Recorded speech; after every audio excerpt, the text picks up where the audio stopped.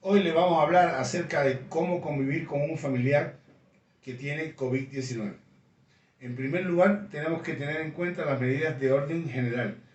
En la casa debe existir una zona, un lugar, una recámara donde ese paciente pueda aislarse de forma segura, de forma limpia, de forma ordenada y en el cual vamos a tener todas las medidas de precaución y de higiene expresamente dictadas para un paciente que tiene COVID-19. A ese paciente que tiene COVID-19 no lo va a visitar absolutamente nadie durante el aislamiento. Solamente va a tener contacto con él la persona que pueda encargarse de su alimentación, de su higiene y de su cuidado personal. Ese es en primer lugar. En segundo lugar, la limpieza del local donde el paciente esté situado debe ser una limpieza exhaustivamente importante, pero no hacerla con cloro. Yo decía en alguna ocasión que el limpiar con cloro nos va a convertir a nosotros en el medio de la pandemia en pacientes que seamos hipotiroideos subclínicos. ¿El por qué decimos esto?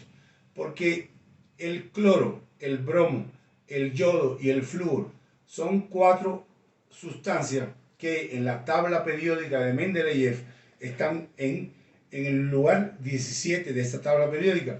Por el peso molecular de estas sustancias, el cloro tiene un peso molecular mayor que el yodo y por lo tanto va a influir en los órganos en los cuales está actuando o debe actuar el yodo en nuestro organismo. ¿Y cuál es el lugar donde actúa el yodo más importante en nuestro organismo? Además de la piel, es en la tiroides. Y como actúa en el tiroides y como nosotros estamos limpiando la casa todos los días con cloro, pues ese cloro va a ir poco a poco a ir produciendo en la tiroides un hipotiroidismo subclínico.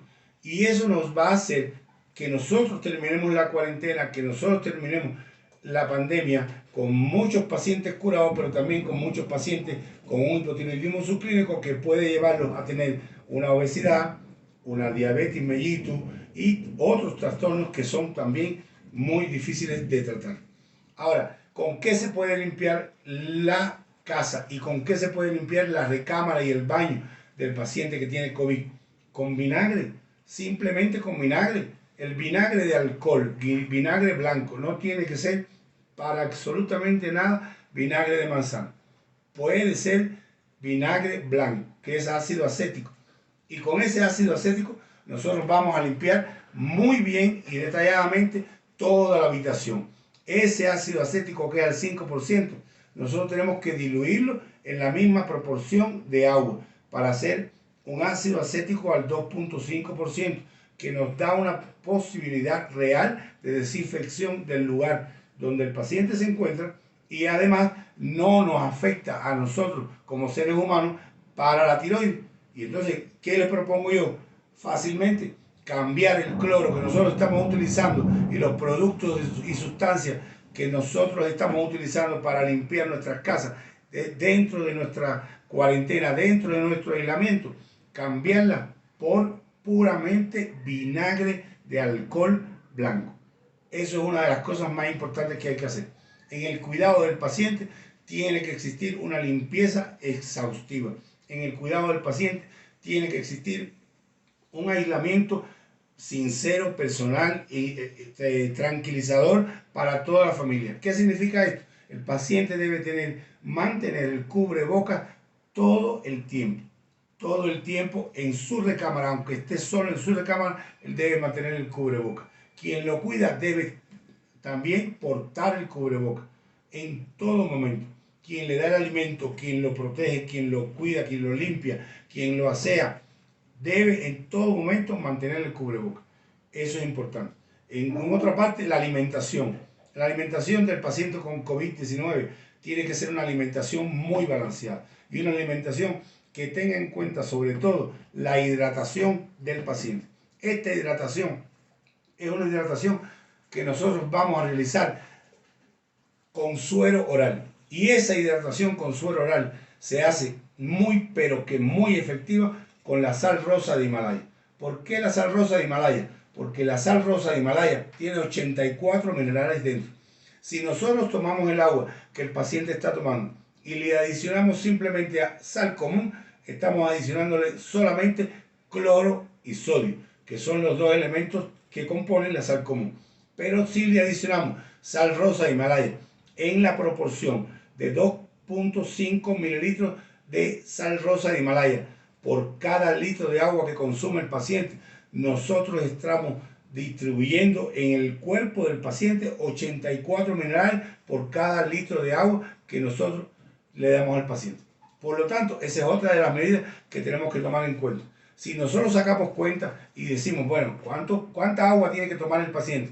Muchísima agua. Muchísima agua, ¿cuánto es? Para un paciente no es lo mismo un paciente que tiene 20 años de edad, un paciente que tiene 60 o 70 años de edad, que tiene insuficiencia renal o que tiene diabetes mellitus.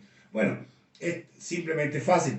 Se divide la cantidad de kilogramos que tiene el paciente entre 7 y da la cantidad de vasos de agua que el paciente debe tomar por día. Solamente de agua, no estamos hablando de té, ni de café, ni de sopa, ni de refresco, ni nada de eso. Y hablando de refresco, no se le da refresco al paciente que está encamado con una COVID-19. Hay que evitar por todos los medios la comida chatarra, las harinas procesadas, los alimentos procesados. Todo debe ser lo más natural posible. Eso en cuanto a la alimentación.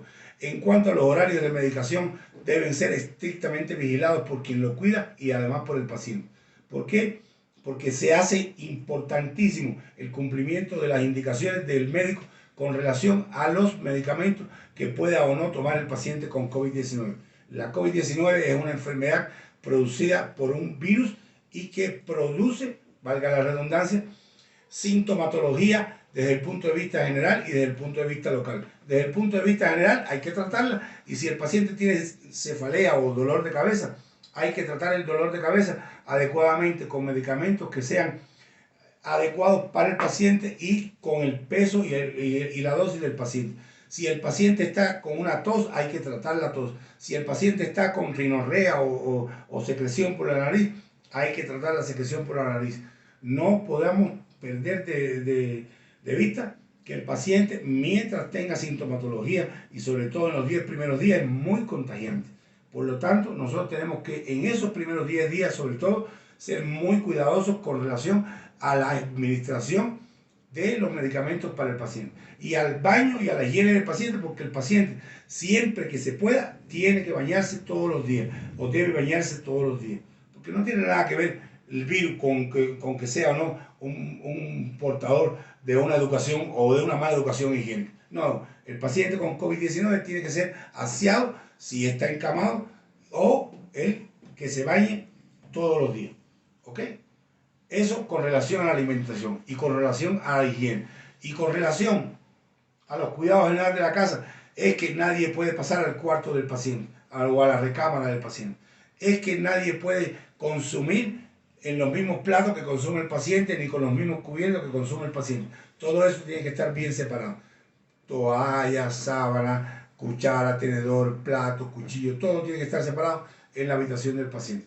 Además de eso, nosotros tenemos que tener una vigilancia estricta de la sintomatología que pueda tener la familia alrededor, la familia en su conjunto, porque el paciente tiene COVID-19, pero el paciente pasó un periodo de incubación en el cual pudo haber tenido síntomas pequeños sin haberse dado cuenta, o no haber tenido síntomas, pero ya haber empezado a infectar a las personas que están al lado de él. Y si ya infectó a las personas que están al lado de él, en los 14 días subsiguientes pueden haber otros componentes de la familia que puedan tener sintomatología con COVID. Por lo tanto, tenemos que primeramente tener una vigilancia estricta de todos los pacientes que están en la casa.